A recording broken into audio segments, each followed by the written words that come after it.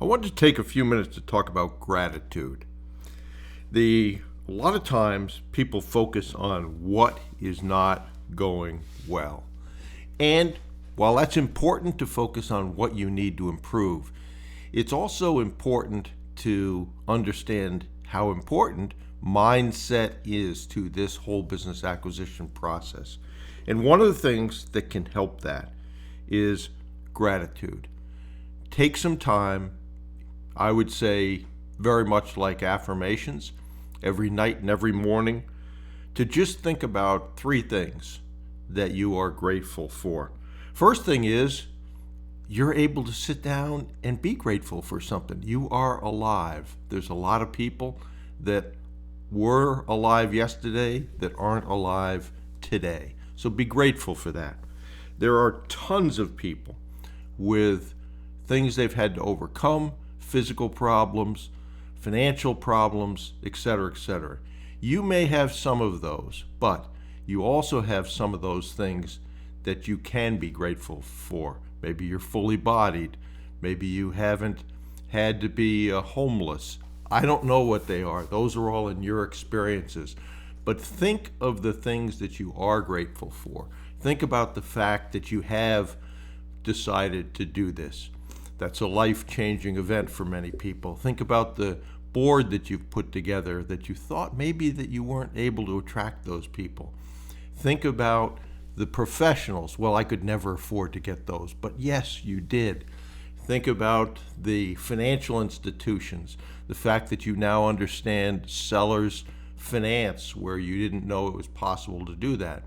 And depending upon where you are in the process, the prospects you've talked to, acquisition prospects, or acquisitions you've done. Think about all those things. Maybe things aren't going as well as you hope they are, but guess what? There are plenty of things that are going well. So spend some time, morning and night, to write down three of those things. At that same time, it's important to know where you want to get to and what you want to do. So I would encourage you to do something that, heck, I've done for 30 years and I still do it every day.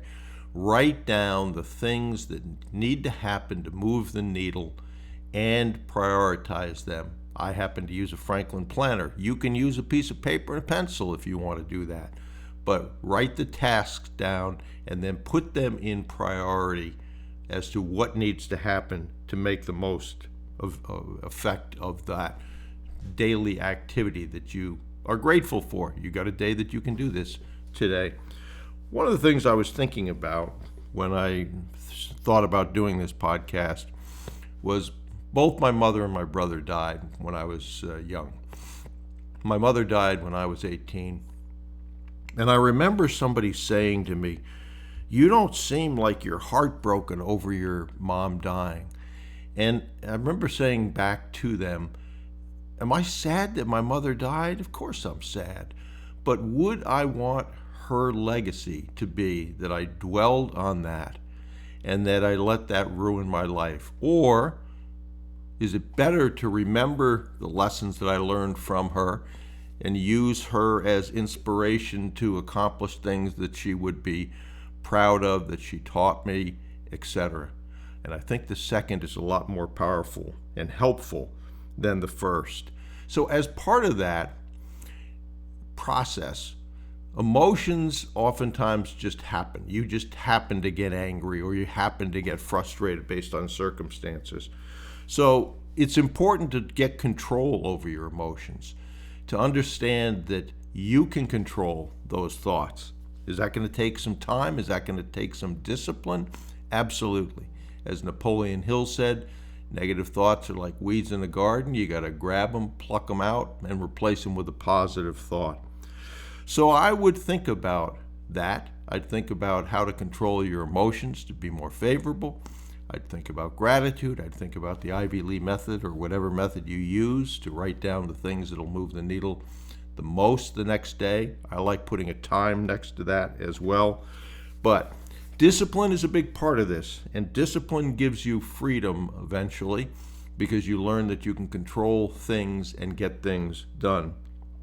As I do this is podcast number 265. I didn't miss a single week. This comes out on either Sunday or Monday, depending upon when I do it, but I do it every week and haven't missed. Came close once, but haven't missed a week in 265 weeks. That's discipline. It's now a habit. It's like getting up and getting dressed. I know that I have to do a weekly podcast, and I end up doing that. So I'd encourage you to think about those things. I hope this is helpful. If you are not on my mailing list, you should be. I give you 3 emails a week of actionable things. Just go over to the email, grab the free class, or if you want to go there directly, just go to brucewhipple.com/free course, and that will do that. But think about those things. Think about the things you're grateful for. Think about the actions that you can take this day or the following day, depending upon when you do it, and then begin to work on discipline. And you will be more successful than those people who do not do that.